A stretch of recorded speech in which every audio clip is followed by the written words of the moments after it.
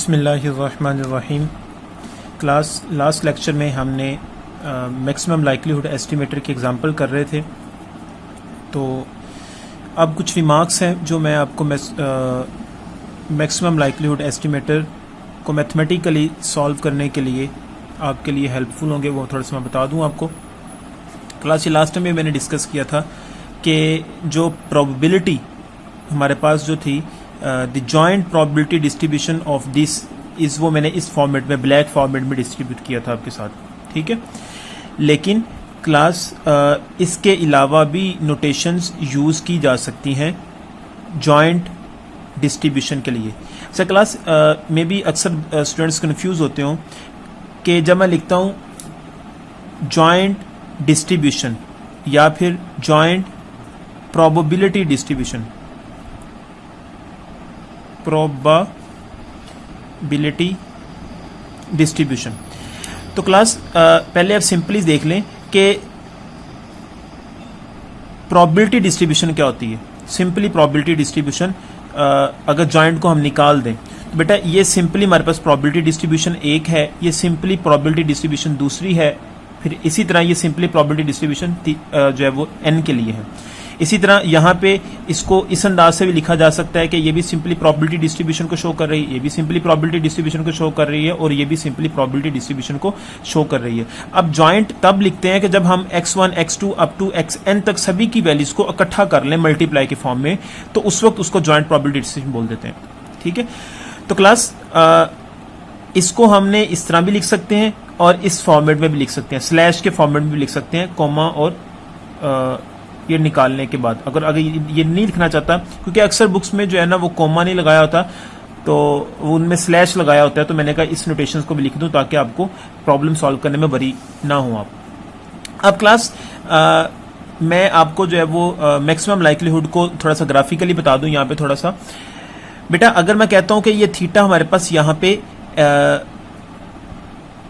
Perimeter है, ठीक है, और F of x I theta unknown, ठीक है, इसके रिस्पेक्ट बात कर रहा हूं बेटा। ये जस्ट लाइक हमारे पास वैसे ही है जैसे अभी मैंने प्रीवियस प्रॉब्लम जब आपको करवाया था लास्ट लेक्चर में, उस प्रॉब्लम में हमने उस प्रॉब्लम में हमने जो है वो बाइनोमियल डिस्ट्रीब्यूशन की बात की थी।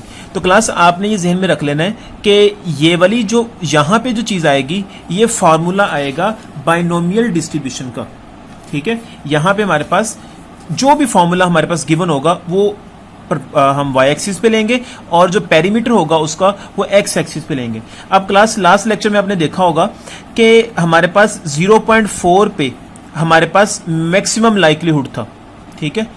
तो जिस पे हमारे पास मैक्सिमम था तो उसको ग्राफिकली कैसे सार कर सकते हैं। अब क्लास सबसे पहले हमारे पास वहां पे प्रोबेबिलिटी जो आई थी वो 0 आई थी, फिर 0.1 आई थी, 0.2 आई थी, फिर अप टू 0.3 अप टू 1 तक जा रही थी, पॉसिबल प्रोबेबिलिटीज जो जा रही थी, ठीक है। अब जब हमने अगर हम 1 पे देखते हैं या फिर 2 पे देखते हैं, तो हमारी जो आंसर आएगा फॉर्मूले में पुट करने से वो मैक्सिमम नहीं आएगा, ठीक है। 0.1 पे कुछ आंसर आया, 0.2 पे कुछ आंसर आया, 0.3 पे कुछ आया। लेकिन क्लास जब 0.4 पे मैंने 4 की वैल्यू को पुट किया, मैंने मतलब जो पेरीमीटर की वैल्यू जो थी इसकी, वो मैंने जब पुट की फॉर्मूले के अंदर जो प्रोबेबिलिटी से निकाली हुई थी, तो बेटा फौरन से वहां पे हमारे पास आंसर मैक्सिमम आया, जो कि आई थिंक सो उसकी वैल्यू थी 0.251 थी, ठीक है। तो मैंने फिर इस वजह से कहा कि ये हमारे पास मैक्सिमम लाइक्लीहुड एस्टिमेटर है, ठीक है।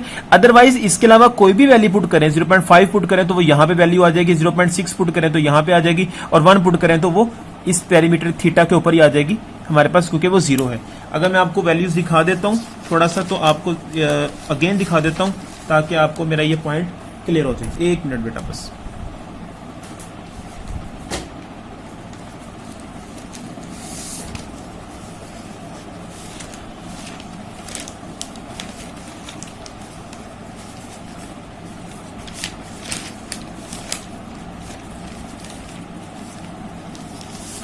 क्लास ये देखिए, मैं इसकी बात कर रहा हूं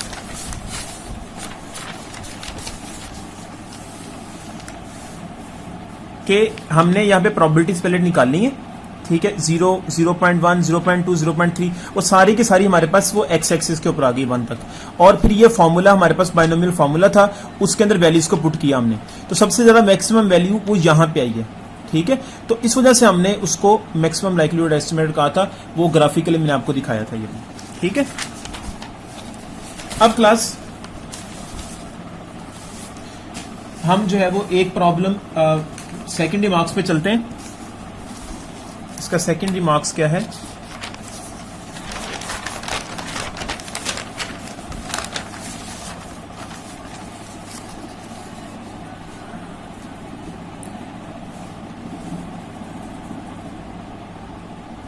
अच्छा क्लास, जो प्रीवियस था उसमें हमारे पास the joint distribution regarded as a function of the perimeter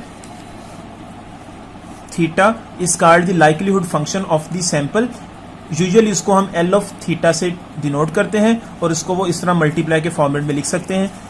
अगर हमने जो है वो जो मैंने नई नोटेशन अभी रेड से लिखी थी उसके रिस्पेक्ट लिखना है तो फिर वो ऐसे लिख लेंगे कि theta slash theta divides x1 x2 up to xn, तो हमारे पास वो पाई ऑफ दिस आ जाएगा। ठीक है, सेकेंड क्लास हमारे पास है रिमार्क्स इसका,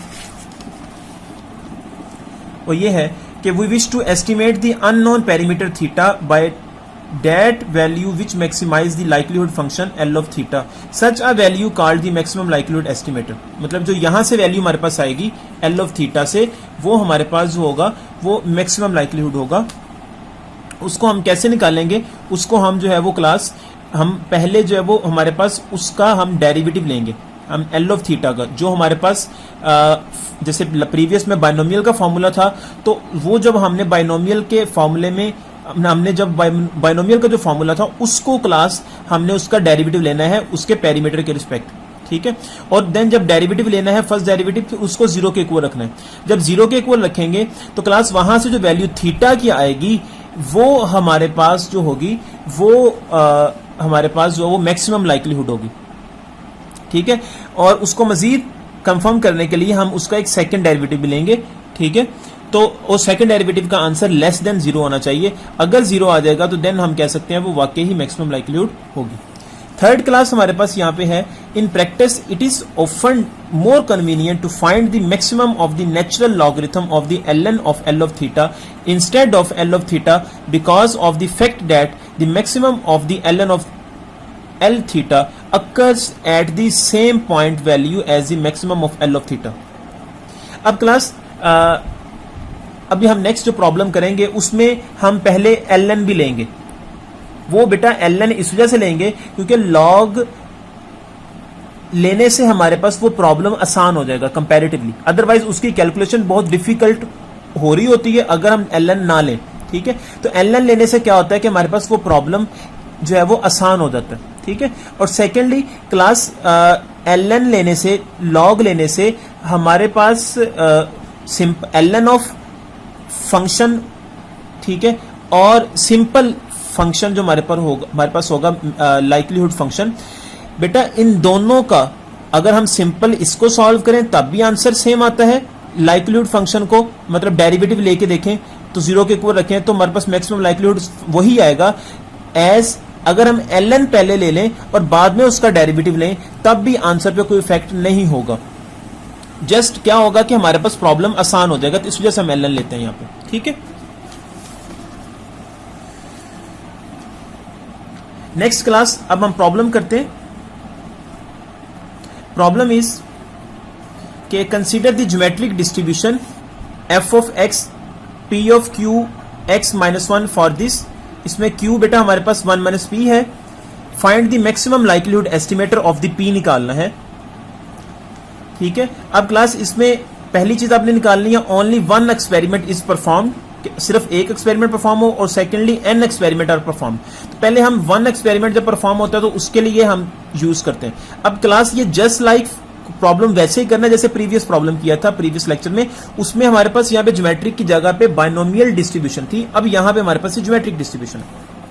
तो क्लास पहले फर्स्ट एक्सपेरिमेंट करते हैं। ठीक है, since only one experiment is being performed so likelihood function would be. ठीक है, अब हमने जो हमारे पास f ऑफ x था इसको क्लास हमने यहां पे L ऑफ p कह दिया। ठीक है, अपनी आसानी के लिए, क्योंकि ये लाइक्लीहुड फंक्शन था, ठीक है। तो और साथ ही हमने Q की वैल्यू को पुट किया जो हमें गिवन थी 1 माइनस पी, वो मैंने यहां पे पुट कर दिया। तो हमारे पास इसको ये हमारे पास इक्वेशन बन जाएगी। अब क्लास नेचुरल लॉगरिथम लेते हैं, क्योंकि हमारे पास पावर में जब आ रहा होता है वेरिएबल, तो क्लास उसको सॉल्व करना, उसका डेरिवेटिव लेना टू डिफिकल्ट होता है। तो उसके लिए हम क्या करते हैं, उसका नेचुरल लॉगरिथम लेते हैं, ताकि हमारे पास ये वेरिएबल हमारे पास जो है वो पीछे आ जाए, ठीक है। तो अब क्लास यहां पे हमने जो है दोनों तरफ जो है वो लॉगरिथम लिया, ln लिया, और जब ln दोनों तरफ लिया तो हम क्लास क्या करेंगे, यहां पे लॉग का रूल अप्लाई करेंगे, लॉग का रूल अप्लाई करेंगे। तो बेटा हमने यहां पे नेचुरल लॉगरिथम लेना है, ठीक है।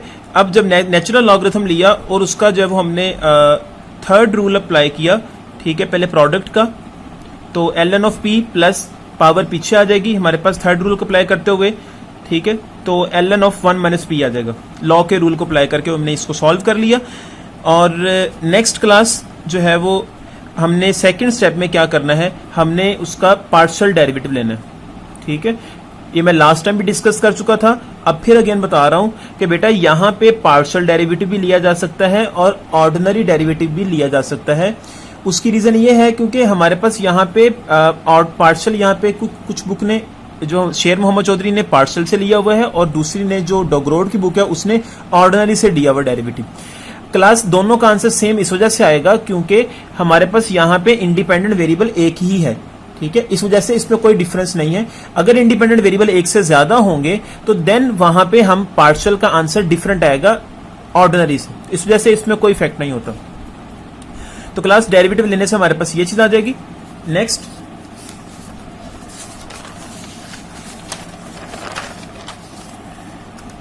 क्लास थर्ड स्टेप में हमने, क्योंकि मैक्सिमम वैल्यू निकालनी है, मैक्सिमम पॉइंट, तो उसके लिए बेटा हम यहां पे उसको 0 के इक्वल रखेंगे फर्स्ट डेरिवेटिव वाले आंसर को, और देन सिंप्लीफाई करने के बाद तो हमारे पास जो रिजल्ट आएगा वो p हेड वो 1/x आ जाएगा, ठीक है। मैक्सिमम लाइक्लीहुड एस्टिमेटर आ जाएगा। अब क्लास अगर यहां पे मैंने सेकंड डेरिवेटिव नहीं लिया हुआ, नेक्स्ट स्टेप में हमें चाहिए था कि हम सेकंड डेरिवेटिव लेते, ठीक है, लेकिन मैंने वो सेकंड डेरिवेटिव यहां पे नहीं लिया क्योंकि अंडरस्टूड है कि इसका आंसर लेस आएगा, कि अगर मैं इस डेरिवेटिव के बाद, मैं फर्स्ट डेरिवेटिव के बाद सेकंड डेरिवेटिव लूं यहां पे विद रिस्पेक्ट टू p, तो बेटा उसका आंसर नेगेटिव आना है, ठीक है। तो अंडरस्टूड था, इस वजह से मैंने जो है वो स्टेप यूज नहीं किया यहां पे। तो नॉर्मली आप लोगों ने इसको सॉल्व करना है, ठीक है, क्योंकि पेपर में जब प्रॉब्लम आएगा तो उसमें आपको ये कंप्लीटली बताना होगा कि इसका सेकंड डेरिवेटिव क्या है, हमारे पास वो लेस देन बन रहा है 0 या नहीं बन रहा। नेक्स्ट क्लास हमारे पास जो सेकंड प्रॉब्लम है इसी का, उसमें उसने कहा था कि n एक्सपेरिमेंट जब परफॉर्म किए जाए तो देन क्या होगा। तो अब क्लास हमारे पास n एक्सपेरिमेंट के लिए जो फॉर्मूला हमारे पास था, अभी हमने रिमार्क में भी किया था कि L ऑफ p हमारे पास वो क्या बनता था, f ऑफ x1p, ठीक है, क्योंकि रिमार्क में यहाँ पे थीटा था, यहाँ पे अब इस प्रॉब्लम के अंदर पेरीमीटर p यूज हो रहा है, तो इस वजह से मैं भी p यहाँ पे यूज कर रहा हूँ। फिर x2 के लिए ये होगा और xn के लिए अप टू सोन ये होगा, ठीक है। अब इनको अगर मल्टीप्लाई करेंगे तो पाई आ जाएगा, तो p ऑफ, अब क्लास इस सिंगल के लिए x1p के लिए जो हमारे पास फॉर्मूला बनता है यहाँ पे, अब क्लास वो हमारे पास फॉर्मूला ये था कि p यहां पे q की वैल्यू पुट करें तो 1 माइनस p बनेगा, p 1 माइनस p उसकी पावर x माइनस 1 है, ठीक है। तो अब एक के लिए ये बनता है, अब देखें जरा यहां पे p 1 माइनस p, ठीक है, तो x1 x माइनस 1 आ जाएगा, ठीक है। इसी तरह जब x2 के लिए करेंगे तो p 1 minus p x minus 1 आ जाएगा। अब टू सोन xn के लिए करेंगे तो क्या होगा, p 1 माइनस p और साथ x माइनस 1 आ जाएगा। इन सभी की आंसर्स को, इसके आंसर को भी, इसके आंसर को भी, इसके आंसर को भी कंबाइन करके मैंने वो डायरेक्टली ये लिख दिया यहाँ पे। अब क्लास इसको मजीद जब हम सिंप्लीफाई करेंगे तो यहाँ पे क्लास जरा थोड़ा सा गौर से देखिएगा। अब क्लास यहाँ पे पहली बात है कि क्योंकि p n टाइम्स आ रहा है, इसके लिए भी p आ रहा है, इसके लिए भी p आ रहा है, इसके लिए भी p आ रहा है, तो अब क्लास हमको पता है कि p अगर हमारे पास n टाइम्स हो तो हमारे पास बेसिस सेम, तो पावरें ऐड कर देते हो तो p की पावर n आ जाएगा, तो यहाँ पे सिंपली p की पावर n आ गया। नेक्स्ट क्लास हमारे पास जो है यहाँ पे 1 माइनस p है, अब यहाँ पे ये भी n टाइम्स आ रहा है, 1 माइनस p की पावर x माइनस 1 ये n टाइम्स आ रहा है, ठीक है, मतलब 1 माइनस p x माइनस 1 इसी तरह 1 minus P X minus 1 up to so on 1 minus P up to so on X minus 1, ऐसे m टाइम्स आ रहा है, ठीक है। तो अब क्लास यहाँ पे 1 के लिए 1 होगा, 2 के लिए 2 होगा, यहाँ पे 3 के लिए 3 होगा। तो क्लास यहाँ पे अब हमारे पास एक्स आई जो था उसको हमने समीशन एक्स आई कैसे लिखा क्लास, ये देखिए जरा यहाँ पे, क्योंकि आपको पता है कि हमारे पास जैसे ये n टाइम्स आ रहा है तो इसका मीनिंग जस्ट लाइक ऐसे ही होगा कि अगर मैं यहाँ पे ये बात कहूँ कि अगर मेरे पास सिंपली 1 माइनस पी को 2 समझ लें आप, उसकी पावर हमारे पास 10 लिखी हो, ठीक है, तो उसका मीनिंग क्या होता है, 10 को हम लिख सकते हैं 1 plus 2 plus 3 plus up two plus 4, ठीक है। तो इसका मतलब हम इसको सेपरेट भी लिख सकते हैं, मतलब कहने का कि 2 की पावर 1, 2 की पावर 2, 2 की पावर 3, 2 की पावर 4 तक लिख सकते हैं अलग-अलग से। तो इसी तरह क्लास अगर हमारे पास यहाँ पे समीशन एक्स आई है n टाइम्स आ रहा है, तो मीन कहने का कि ये सभी सम के फॉर्म में आएंगे। यहाँ पे जैसे 10 था यहाँ पे, तो 10 को हम इस फॉर्मेट में लिख सकते हैं। तो इसी तरह से एक्स आई जो हमारे पास ये n टाइम्स आ रहा है, तो समीशन एक्स आई हमारे पास यहाँ पे आ जाएगा। और -1 जो है क्लास, अगर देखें 1 माइनस पी की पावर -1, सिंपली अगर इसको डिस्कस करूं तो अगर मैं कह रहा हूं, या -1 है n की जगह पे, जैसे यहाँ पे लिखा हुआ ऊपर, तो -1 तो अप टू सोन ये n टाइम्स आ रहा है ये भी, तो 1 माइनस पी की पावर -n आ जाएगा, जस्ट लाइक दिस आ जाएगा, तो -n आ गया। तो क्लास जब ये हमारे पास आ चुका है तो हमने पावर में फिर वेरिएबल आ रहा है, ठीक है, तो हमने लॉग को यूज किया, लॉग को यूज करते हुए हमने इसको सिंप्लीफाई कर लिया। नेक्स्ट क्लास हम मजीद इसको सिंप्लीफाई करेंगे तो हमारे पास स्टेप 2 के अंदर ये चीज बन जाएगी, ठीक है। ये सिंप्लीफाई आप खुद कर सकते हैं इजीली, ठीक है। अब सेकंड स्टेप के बाद हमने जाहिर बात मैक्सिमम वैल्यू निकालनी है, तो उसको हमने 0 के इक्वल रखेंगे। तो देन जब 0 के इक्वल रखा तो इसको मजीद सिंप्लीफाई किया, सिंप्लीफाई करने के बाद हमारे पास ये p वो ये आ गया। अब क्लास p हमारे पास ये आ गया, तो इसको हम n ओवर समीशन एक्स आई, तो क्लास ये हमारे पास x बार होता है, तो 1 ओवर हमने x बार लिख दिया, क्योंकि हमें पता है इस बात का कि x बार जो होता है वो समीशन एक्स आई ओवर n होता है, ठीक है।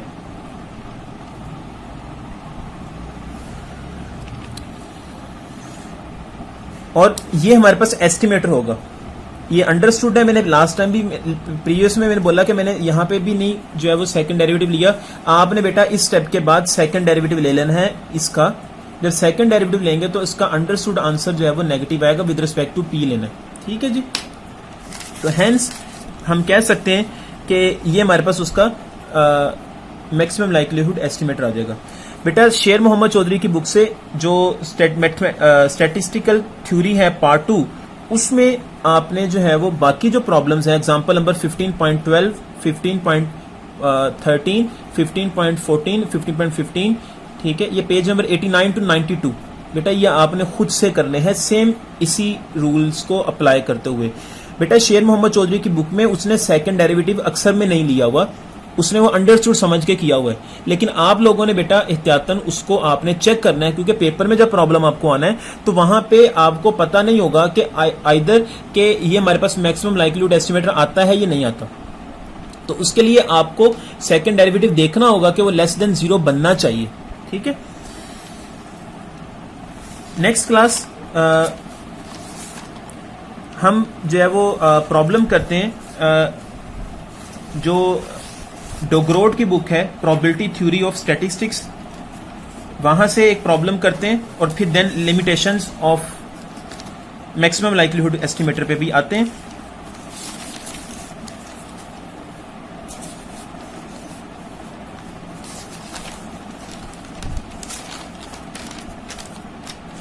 तो क्लास देखिएगा यहाँ पे जो डोग्रोड की बुक है उसमें एग्जाम्पल है 7.52, ये जो मैक्सिमम लाइक्लीहुड एस्टिमेटर का चैप्टर है 7.52 एग्जाम्पल है उसकी, life times of electronic components, ठीक है। अच्छा क्लास उसमें वो बात करता है कि दी ऑब्जर्व डेटा आर, उसमें उसने लेट किया हुआ है x1 is equal to 3, x2 अब 1.5 एंड x3 2.1, ठीक है। अब क्लास यहाँ पे जो random variables had been modelled, random variable had been modelled as a random sample of size 3। अब रैंडम वेरिएबल्स उसने यहाँ पे 3 लिए हुए जो उसने प्रॉब्लम में लेट किए थे, ये सारा प्रॉब्लम गिवन है वहां पे। From an experimental distribution with the parameter theta, the likelihood function is theta greater than 0। अब क्लास ये भी बात उस प्रॉब्लम में गिवन है, ठीक है, कि f of 3x divides theta which is equal to theta की power 3 e raised power minus 6.6 theta. ये हमारे पास फंक्शन वहां पे life times of electronic components का गिवन है और उसमें x की वैल्यूज उसने दी हुई है कि वो 3 है, वो 1.5 है और 2.1 है। बुक में शायद वहां यहां पे 2 लिखा हुआ है, वो गलत लिखा हुआ है ऊपर, क्योंकि उसने लेट किया हुआ था 3, तो यहां पे भी वो 3 ही आना चाहिए। तो क्लास यहां पे एक एडिशनल बात लिखी हुई है कि log is an increasing function so it will be convergent to determine the maximum likelihood estimator by finding the value of theta that maximize. तो बेटा ये एडिशनल चीज है, उसमें आपको वैसे पता होना चाहिए क्योंकि मैथमेटिक्स के स्टूडेंट्स हैं आपके, लॉग हमारे पास इंक्रीजिंग फंक्शन होता है, ठीक है, और उसकी वैल्यू कन्वर्जेंट होती है थीटा की वैल्यू के लिए, ठीक है।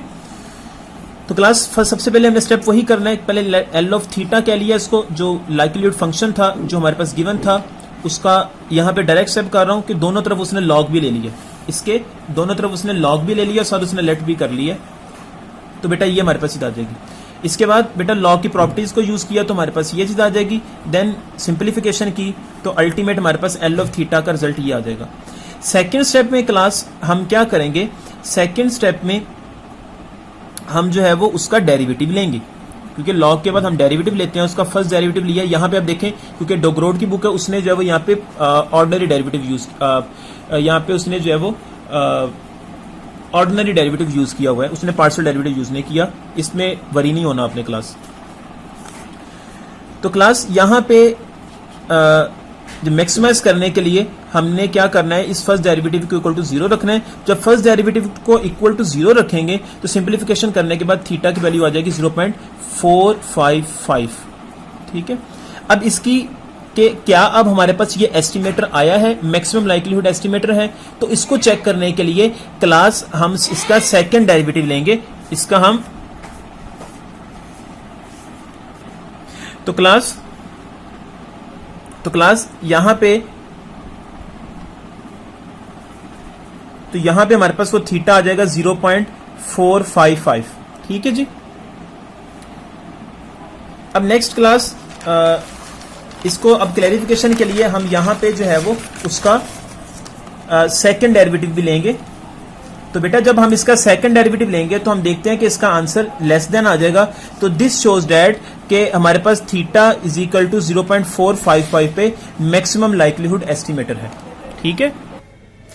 तो क्लास यहां पे अब नेक्स्ट एग्जांपल जो है वो जो डोग्रोड की बुक में लिखी हुई है, एक एंड वाली एग्जांपल है, sampling from a uniform distribution. तो क्लास ये एग्जांपल स्पेशली मैं इस वजह से ले रहा हूं क्योंकि मैंने आपको ये बताना भी है इस प्रॉब्लम के बाद कि limitations of maximum likelihood estimator क्या होता है। तो क्लास ये प्रॉब्लम गिवन है वहां पे कि सपोज दैट के capital X1 up to so on capital XN form a random sample from the uniform distribution on the interval this 0 से लेके थीटा तक है। तो क्लास हमारे पास 0 से लेके थीटा तक हमारे पास इंटरवल है और रैंडम सैंपल्स हमारे पास यहां पे गिवन है where class where the value of parameter theta is unknown, theta greater than 0 होगा। ये बेटा प्रॉब्लम हमारे पास गिवन है जिस तरह नॉर्मल, जैसे हमने जो है वो सबसे पहले प्रॉब्लम किया बाइनोमियल का प्रॉब्लम, वहां पे हमें ये डिफाइन था प्रोबेबिलिटी डिस्ट्रीब्यूशन फंक्शन। इसी तरह जब उसके बाद हमने नेक्स्ट जो है वो ज्योमेट्रिक वाला किया तो उसमें भी ये गिवन था।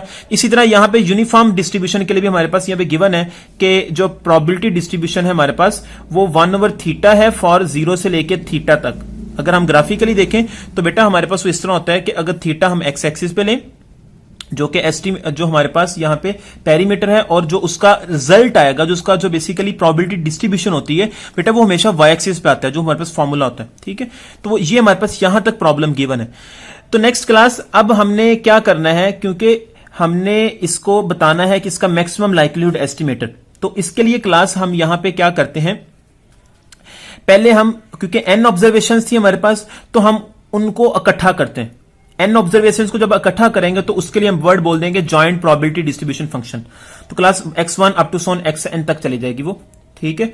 उसके बाद क्लास जो है वो अगर उसको xn तक करेंगे तो ये हमारे पास फॉर्मूले को भी अगर देखते हैं तो यहां पे n ऑब्जर्वेशन के लिए n आ जाएगा f ऑफ n, और यहां पे क्योंकि ये n टाइम्स आ रहा है क्लास, ये हमारे पास यहां पे n टाइम्स आ रहा है क्योंकि हमारे पास जब x1 की वैल्यू लेंगे तो हमारे पास आएगा यहां पे 1/n 1/थीटा। जब हम यहां पे x2 लेंगे x2 ऑब्जर्वेशन के लिए तो फिर वो हमारे पास हो जाएगा 1/थीटा।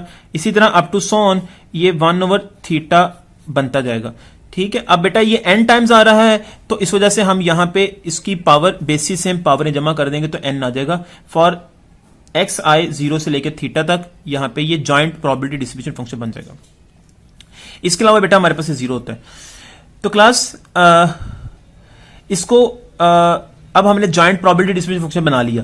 अब इसके बाद हमने बेसिकली जो नॉर्मल क्वेश्चंस थे उसमें हम क्या करते थे, हम इसको मैक्सिमाइज करते थे। मैक्सिमाइज करते कैसे थे, हम इसका फर्स्ट डेरिवेटिव लेते थे, ठीक है, और फर्स्ट डेरिवेटिव को इक्वल टू 0 रखते थे। लेकिन यहां पे क्लास हम डिफरेंट अप्रोच से इस प्रॉब्लम को सॉल्व करेंगे क्योंकि यहां पे हम नॉर्मल वे से सॉल्व इसको करना थोड़ा सा मुश्किल है।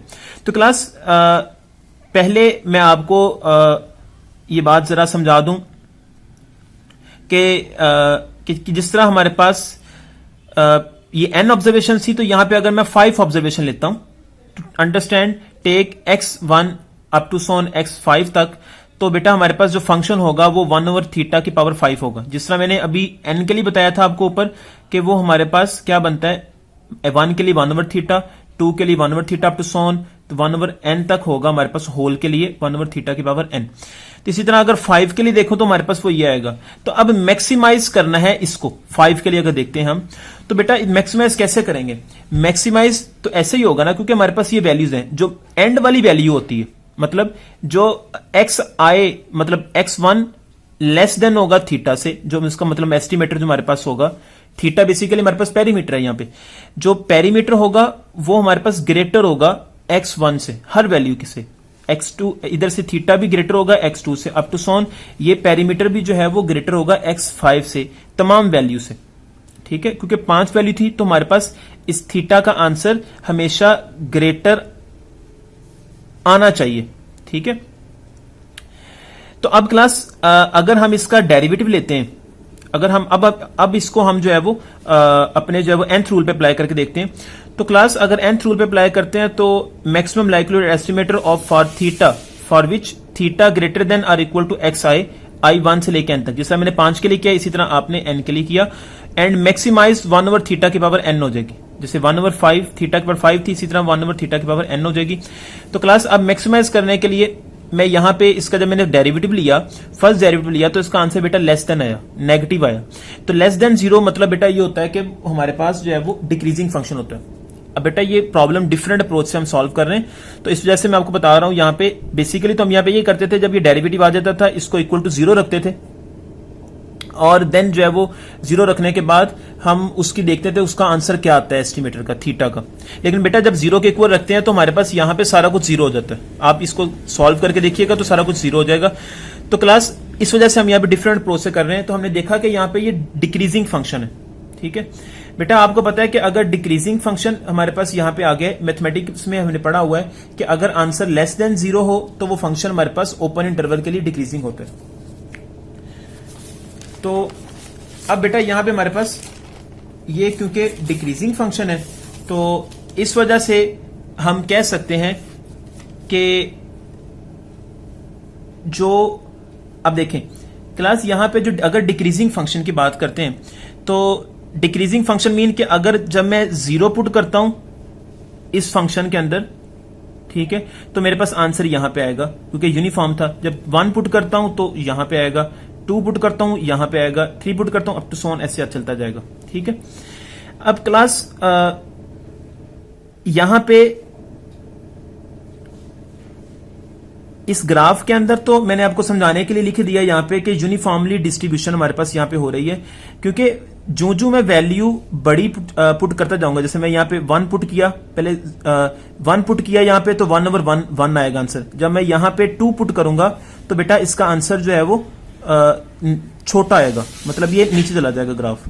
ठीक है, जब मैं यहाँ पे 3 पुट करूंगा तो इसका आंसर और छोटा हो जाएगा, जब 4 पुट करूंगा तो 1/4 इसका आंसर और छोटा हो जाएगा, जब 5 पुट करूंगा तो और छोटा हो जाएगा, अप टू सोन ये ऐसे चलता जाएगा अप टू सोन। तो एंड पे आके हमारे पास वो तकरीबन हमारे पास जो है वो 0 के इक्वल आंसर आ जाएगा। ठीक है, तो क्लास अब यहां पे हम जो बात कर रहे हैं कि हमारे पास थीटा की वैल्यू हमने देखा कि डिक्रीजिंग फंक्शन है, तो अब अगर बेटा डिक्रीजिंग फंक्शन है तो इसमें मैक्सिमम वैल्यू कब आएगी? तो क्लास आप नोट करें यहां पे कि मैक्सिमम वैल्यू हमारे पास जब हम बिल्कुल 0 के बाद वाली वैल्यू, 0 के बाद वाली वैल्यू जो कि मैं मे बी यहां पे बोल देता हूं x1 है, 0 के बाद वाली वैल्यू जो x1 है, इसके बाद वाली वैल्यू x2 है, फिर अप टू x3 है, अप टू xn यहां तक आती है। तो बेटा जो हमारे पास 0 के बाद वाली वैल्यू होगी जो x1 होगी बेटा वो आंसर सबसे ज्यादा होगा एज कंपेयर टू xn से। ठीक है, वो आंसर सबसे ज्यादा होगा एज कंपेयर टू xn से। तो दिस मीन हम कह सकते हैं कि जो हमारे पास मिनिमम वैल्यू होगी यहां पे डिक्रीजिंग फंक्शन के लिए, जो मिनिमम वैल्यू होगी वो हमारे पास जो होगी उस पे हमारे पास इस यूनिफॉर्म डिस्ट्रीब्यूशन का आंसर जो है वो मैक्सिमम आएगा। वो क्या आएगा? मैक्सिमम आएगा। तो क्लास इससे अगर हम देखते हैं, so the estimation will be the smallest value of theta such that के theta greater or equal to x i. अब हमारे पास कौन सी वैल्यू पे आएगा? स्मॉलेस्ट वैल्यू थीटा पे आएगा। ठीक है, तो सिंस हम कह सकते हैं ऐसा क्यों है कि since the value of theta हमारे पास इन सभी में जो है वो मैक्सिमम होगी वो वैल्यू, तो देन हम कह सकते हैं कि मैक्सिमम लाइक्लीहुड एस्टिमेटर जो होगा थीटा हेड जिसको हम बोलते हैं वो हमारे पास ये चीज आ जाएगी यहाँ पे। क्लास इससे वरी नहीं होना यहाँ पे कि स्मॉल x1 है, small x2 up to so on small xn है, तो यहाँ पे कैपिटल X लगा दिए। बेटा जो डोगरोड की बुक है उसमें वो स्मॉल, जब वो एस्टिमेटर लिखता है तो वो स्मॉल x को ऑटोमेटिकली वो कैपिटल X में कन्वर्ट कर देता है, तो इसमें आपने वरी नहीं होना। ठीक है, अब क्लास डोगरोड की बुक में जो इससे नेक्स्ट जो लिमिटेशन में जो बात करता है, वो लिमिटेशन में जब ये इसी प्रॉब्लम की बात करता है कि इसकी लिमिटेशन क्या है कि मैक्सिमम लाइक्लीहुड एस्टिमेटर हम कब नहीं बता सकते। तो क्लास अगर हम वहां पे देखते हैं तो अगर आपको यहां से मुझे लगता है मुश्किल से नजर आएगा, चलें आप जो है ना वो अगर आप बुक पे देखें जो मैक्सिमम लाइक्लीहुड एस्टिमेटर है उसमें वो क्या करता है, सारी की सारी डेफिनेशन सेम यही यूज करते हैं कि हमारे पास, क्योंकि प्रॉब्लम हमारे पास यहां से लेके यहां तक था। ठीक है, अब जो नेक्स्ट वो प्रॉब्लम लिखता है उसमें वो ये चीज सारी की सारी सेम लिखता है, इतना पार्ट, लेकिन जो प्रोबेबिलिटी डिस्ट्रीब्यूशन फंक्शन डिफाइन करता है उसमें वो यहां पे इक्वल नहीं लगाता, इक्वल नहीं लगाता। मीन वो इस तरह लिख देता है कि f of x divides theta which is equal to 1/0 less than x theta 0 otherwise. अब क्लास उसने प्रोबेबिलिटी डिस्ट्रीब्यूशन फंक्शन जो है वो नेक्स्ट के लिए, एग्जांपल के लिए उसने ये डिफाइन कर दिया। अब दोनों प्रॉब्लम में जस्ट बेटा यूनिफॉर्म डिस्ट्रीब्यूशन के ही दोनों प्रॉब्लम है, जस्ट डिफरेंस कितना है, सिर्फ और सिर्फ यहां पे यहां तक प्रॉब्लम सेम है, लेकिन जस्ट यहां पे डिफाइन जो किया था वो उसमें 0 और थीटा इक्वल था, मतलब वो इंक्लूड था इसके लिए, लेकिन यहां पे उसने वो एक्सक्लूड कर दिया कि वो उसने कह रहा है कि 0 और थीटा नहीं लेना बल्कि उसकी बिटवीन वैल्यू लेनी है। अब क्लास अगर आप ग्राफ में देखें, जो हमने इसका ग्राफ बनाया, ये मैंने मतलब एग्जैक्ट तो नहीं लेकिन आपको समझाने के लिए बना रहा हूं कि बेटा जब हम x1 वैल्यू, अब क्योंकि x1 हमारे पास यहां पे 0 था, x1, अब क्लास यहां पे x1 हमारे पास जो था वो 0 था प्रीवियस प्रॉब्लम में। अब क्योंकि 0 था तो इसमें अब 0 अब जब x1 0 था तो उसके लिए क्लास अब हम जब ये इसको देखते हैं तो उसका आंसर सबसे ज्यादा आता है। ठीक है, मतलब x1 जब 0 था तो उसका आंसर सबसे ज्यादा आता था, और यहां पे जो थीटा था वो इक्वल था xn के। ठीक है, मतलब जो हमारे पास लास्ट वैल्यू जो थी xn जो था वो लास्ट वैल्यू ये आ रही थी, ये थीटा बेसिकली शो कर रहा है ये x एक्सिस को, जो कि एस्टिमेटर हमारे पास है, ये थीटा इक्वल नहीं है इसके।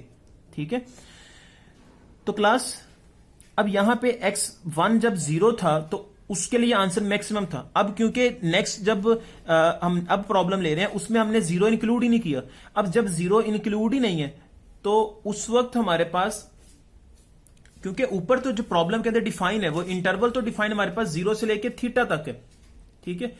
अब 0 से लेके थीटा तक इंटरवल डिफाइन होने की वजह से, क्योंकि 0 वैल्यू मौजूद है इंटरवल के अंदर, लेकिन वो जब वो डिफाइन करता है डेफिनेशन के अंदर तो वहां से एक्सक्लूड कर देता है। तो अब ये 0 उस डेफिनेशन के अंदर ही मौजूद नहीं है।